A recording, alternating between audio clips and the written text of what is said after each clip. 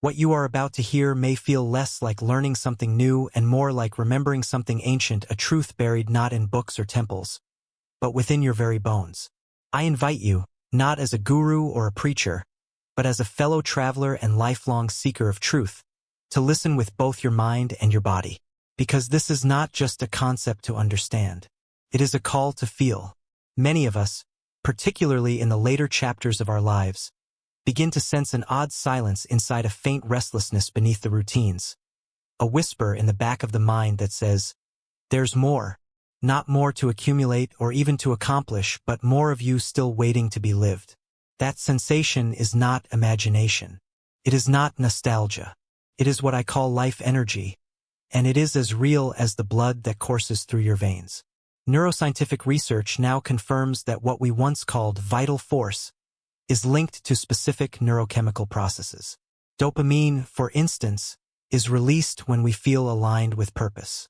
Serotonin rises when we feel socially connected and emotionally balanced. The heart, when in coherence with breath and thought, actually sends more signals to the brain than the brain does to the heart. These are not metaphors. These are measurable phenomena confirmed by studies from the HeartMath Institute and peer-reviewed neuroscientific literature. And yet, despite these built-in biological miracles, most people, especially in Western industrialized societies, live as if their internal system is stuck in sleep mode. Why? It's not because they lack energy. It's because they lack access. Social structures have taught us to reward compliance more than curiosity, to praise endurance over intuition. Over time, these patterns calcify into beliefs. I'm too old to change. Or, this is just how life is now. But beliefs are not truths. They are repeated thoughts, and just like any mental habit, they can be unlearned. Let me be clear. This is not a pitch for eternal youth. It's not about trying to be 20 again. It's about reclaiming your natural state of aliveness at any age. Do you remember the last time you were so absorbed in something that you lost track of time? That wasn't just flow. That was your life energy shining through. And science tells us that this state of deep engagement correlates with increased activation of the prefrontal cortex, improved immune function, and reduced cortisol levels. This is your biology rewarding your alignment. Now I ask you to do something small but radical. Take a deep breath. Not the kind of breath we do without noticing, but one where you inhale slowly through your nose for 4 seconds, hold for another 4, and exhale through your mouth for 6. Do it now. And as you breathe, truly notice how your chest expands, how your mind begins to quiet. This simple act is not empty ritual. It is direct communication with your nervous system. With repetition, it reduces sympathetic overdrive, lowers blood pressure, and increases heart rate variability, a key marker of resilience. Philosophers across time have echoed this principle. Lao Tzu said, "When I let go of what I am, I become what I might be." Descartes told us, "I think, therefore I am." But what if it is in feeling, in conscious embodiment, that we truly become? What if our most overlooked wisdom is not in books or lectures, but in how we breathe, how we listen to the quiet signals of the body, how we treat the moments in between doing? To those in their 60s, 70s, and beyond who believe the peak of experience is behind them, I offer a new view. The summit is not an age. It is an awareness, and from that awareness flows your deepest vitality. You don't need to climb mountains. You need only to return to yourself. Let today be the day you begin to notice what stirs you instead of what tires you. Let this be the moment you stop waiting for motivation and start cultivating it through action. Life energy does not arrive. It is uncovered. And once awakened, it changes not just how you feel, but how you exist. So take another breath. And another. Not because it's spiritual, but because it's biological. Because it works. And because every time you choose to come back to yourself, you take one step out of survival and one step closer to sovereignty. This is not the beginning of a technique. It is the beginning of a return. There is a quiet kind of remembering that happens when you pause long enough to feel the full presence of a moment. Not as a concept, not as a task, but as an experience. That remembering is the gentle return to a truth that has always lived inside of you. Your energy, your drive, your inner fire was never lost. It was simply covered, buried beneath layers of routine, conditioning, and the false belief that age somehow diminishes access to vitality. But in truth, energy is not a privilege of the young, it is a language of alignment, and alignment knows no age. Picture this. You are walking through a garden early in the morning. The air is cool, the sky still soft with dawn, and something in you feels more awake than usual. You are not chasing time. You are in time. That feeling, that gentle electricity beneath the surface of your skin, is your life energy reminding you that it's still here. And this is not poetic exaggeration. Scientific studies from the field of neuroaesthetics show that when you are immersed in beauty or awe, your brain enters a state of synchronized activity, reducing stress hormones and increasing dopamine, a key neurotransmitter involved in motivation and attention. This means that wonder, that quiet joy, is not a luxury. It is medicine. Now think back to a moment, maybe years ago or maybe just yesterday, when you were so engaged in something that you forgot to check the time. Perhaps you were painting, gardening, helping a neighbor, or simply telling a story to someone who really listened. That timelessness you felt was your brain entering what researchers call the flow state, first studied by psychologist Mihai Csikszentmihalyi. In that state, the prefrontal cortex temporarily deactivates a process called transient hypofrontality, and you experience what feels like effortlessness, creativity, and clarity. This isn't magic. It's biology. And it's available to you right now if you know where to look. The problem is not that we lack these moments, but that we don't often notice them or trust them when they arise. We've been taught, subtly and consistently, to value effort over ease, outcome over presence, logic over sensation. From childhood, we were praised when we sat still, not when we danced with joy. We were told to stop asking so many questions, to stay inside the lines. Over time, those lessons took root in the brain through a process called synaptic pruning, where neural connections that aren't used frequently are weakened. In simple terms, if you were rewarded for suppressing your energy, your brain learned to conserve it, not activate it. But the good news, confirmed by modern neuroscience, is that your brain is still plastic. That is, it can change. It can grow new pathways, create new habits, and even reverse long-held patterns. The brain of a 70-year-old who learns a new language or begins meditating shows as much adaptive change as someone in their 20s. So if you've ever felt the urge to reawaken your sense of aliveness, know this. It is not too late. It is biologically possible. In fact, you are exquisitely equipped for it. Let's bring this into your daily life.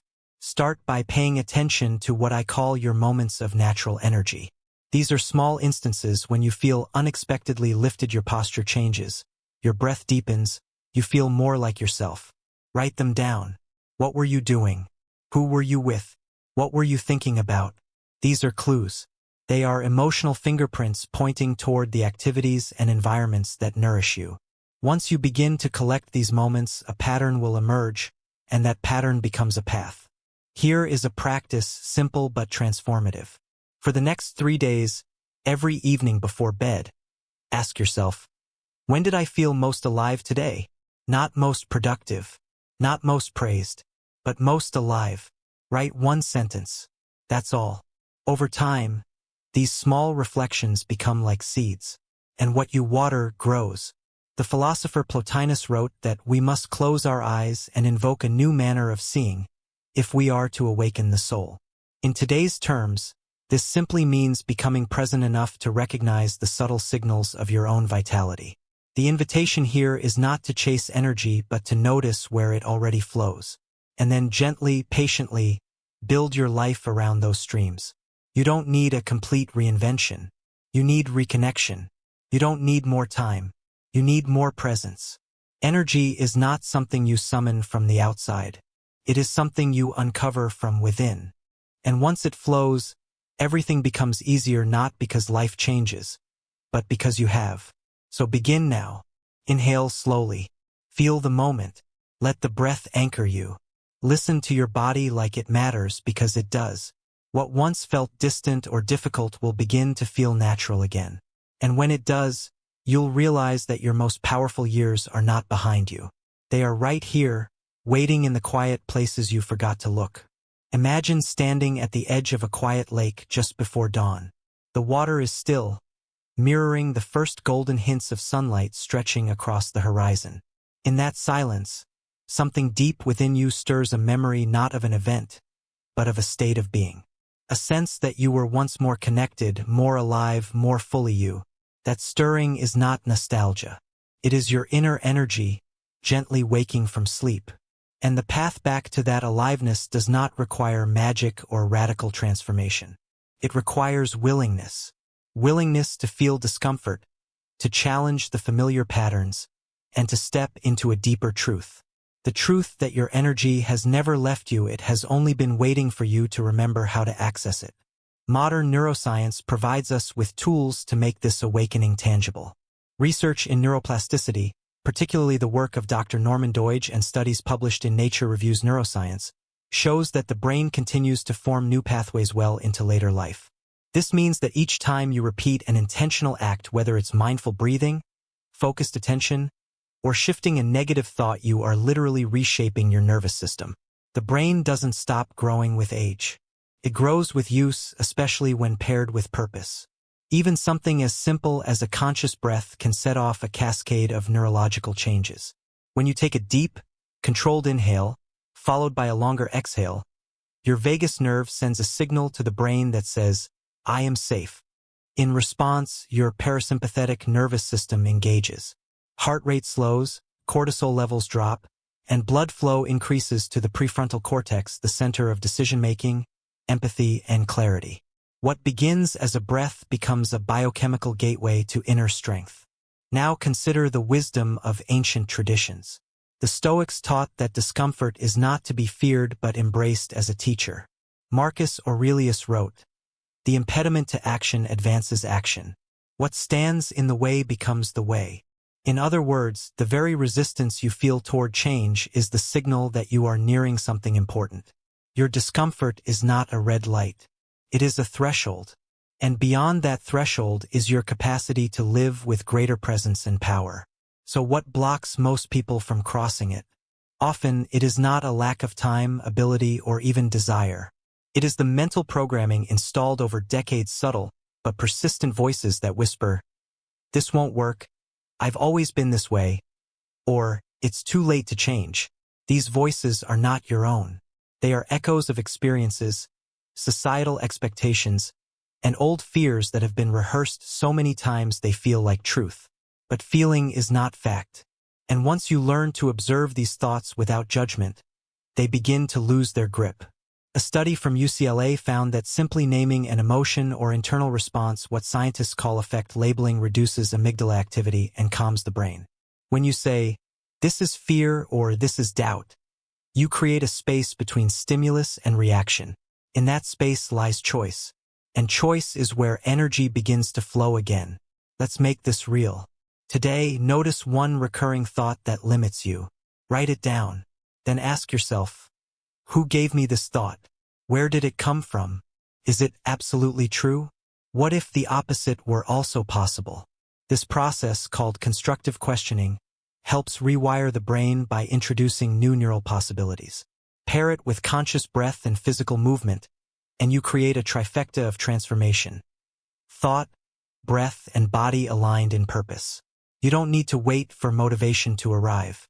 You create it by acting in small but meaningful ways. Remember, your energy is not something to chase.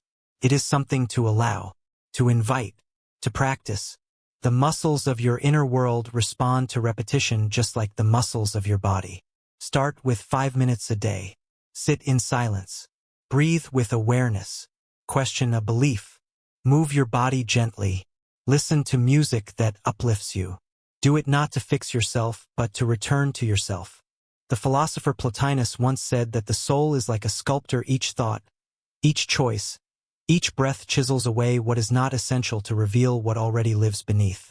You are not broken. You are buried. And now is the time to begin the excavation. So I offer this to you, not as a goal to chase, but as a rhythm to embrace.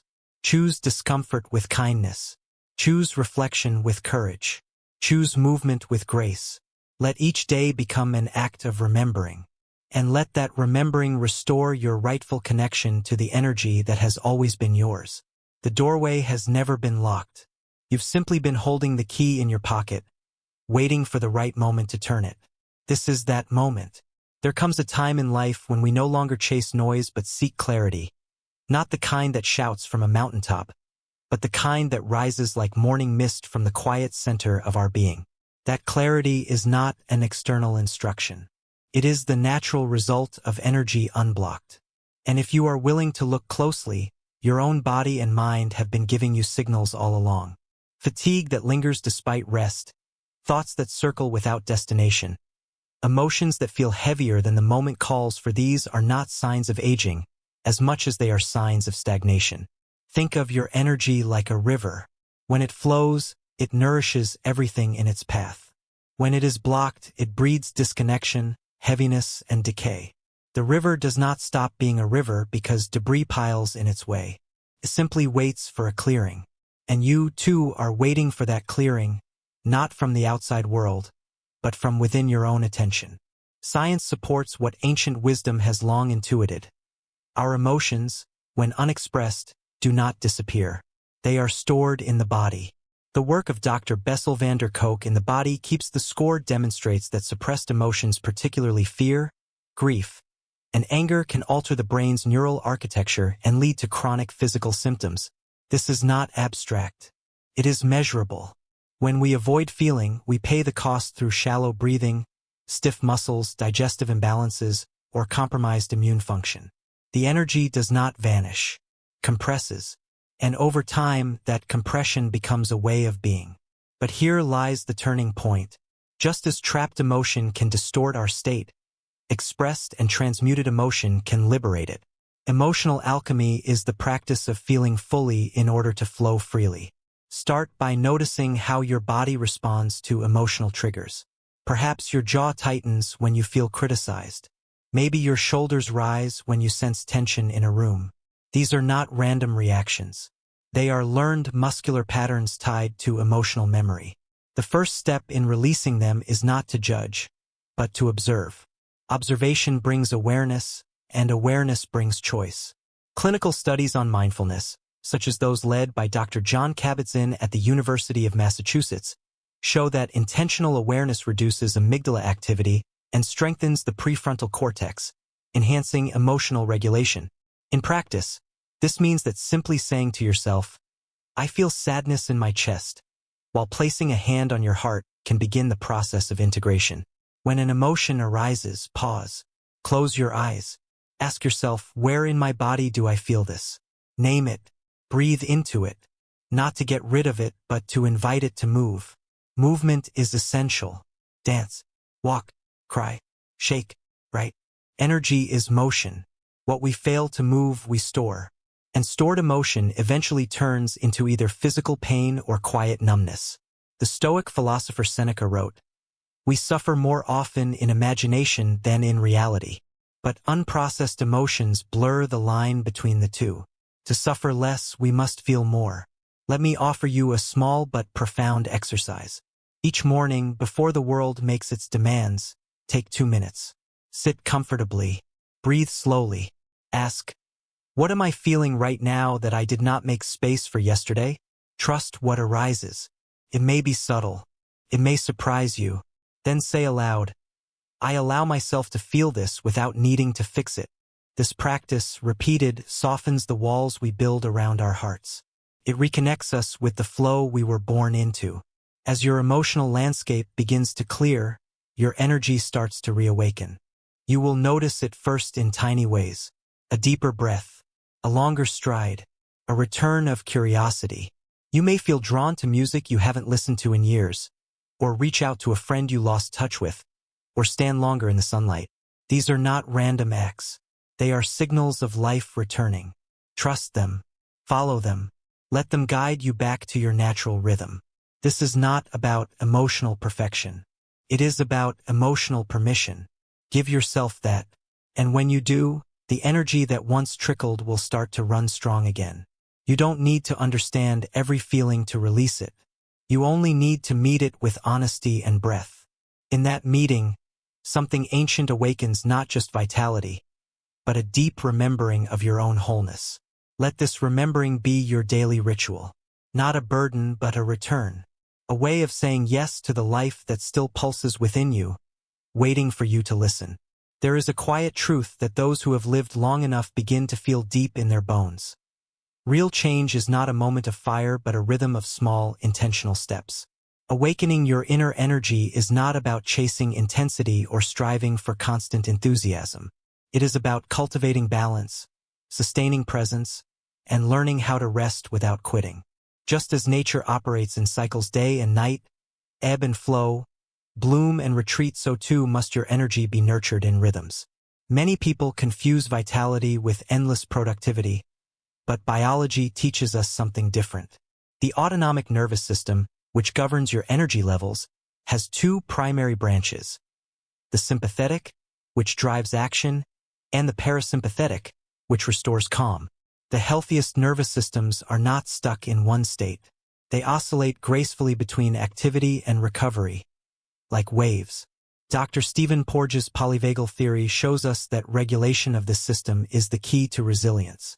The more you can move between effort and ease, the more energy becomes sustainable rather than explosive. Think of your energy like a candle. If you guard it too tightly, the flame suffocates. If you expose it too long to the wind, it flickers out. The art is in learning when to shield and when to shine. This is not abstract. It is deeply practical. For example, a study from Stanford University found that even short periods of intentional rest throughout the day, such as a 5-minute breathing break or a mindful walk, can significantly reduce cognitive fatigue and improve decision-making. Likewise, Dr. Sarah Lazar's work at Harvard showed that regular mindfulness practice can increase gray matter density in the brain regions linked to learning, memory, and emotional regulation, even in older adults. These are not just benefits for monks in monasteries. They are available in your own living room, between phone calls, before breakfast, or while washing your hands. The key is not complexity. The key is consistency. Let's make this tangible. Begin by creating 3 small energy rituals in your day. The first, upon waking, before any screens or headlines. Sit at the edge of your bed, close your eyes, and take 3 deep breaths. On the inhale, think, I receive. On the exhale, think, I release. This takes less than a minute but sets the tone for how your brain engages the day. The second, at midday when your energy begins to dip. Step outside, feel the sun or the breeze, and ask yourself, what is one thing I need right now? Not what the world expects, but what you truly need. The third, in the quiet before sleep. Reflect gently. Where did my energy flow today? Where did it feel blocked? Write 1 sentence of gratitude and 1 sentence of intention for tomorrow. These micro-practices, repeated over time, create neurological grooves that begin to shift not just how you feel, but how you live. Philosophically, this is not a new idea. The ancient Greeks spoke of eudaimonia, a kind of well-being that arises not from chasing pleasure but from aligning with your deeper nature. Aristotle taught that excellence is not an act, but a habit. In modern terms, that means your energy does not rise by accident. It rises through design. When you shape your environment to support your rhythm, when you pause before depletion instead of after, you become your own caretaker, not just of the body, but of the soul. Beware, however, of the subtle traps along the way. One is comparison. It is easy to look at others on television, in conversation, or even in your memories and feel that you are behind. But energy is not a race. It is not measured in output, but in alignment.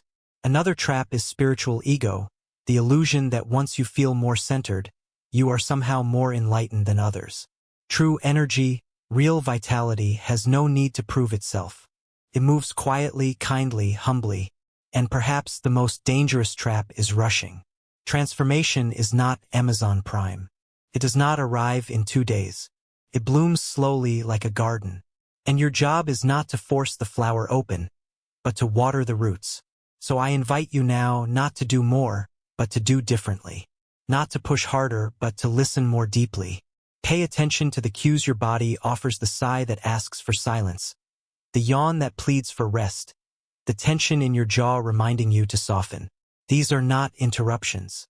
They are invitations. And if you begin to treat them as sacred rather than inconvenient, you will find that your energy does not vanish with age. It refines, it deepens, it becomes wise. Let your energy practice be a relationship, not a project. Speak to it, ask it questions, offer it moments of rest and of reverence. As you do, you will feel a new kind of strength arise, not loud, not hurried, but clear. And in that clarity, you will discover that the most powerful force you possess was never in doing more. It was in being fully present with what is already here. The miracle, after all, is not in becoming someone new. It is in remembering who you've always been. And from that remembering, everything becomes possible again.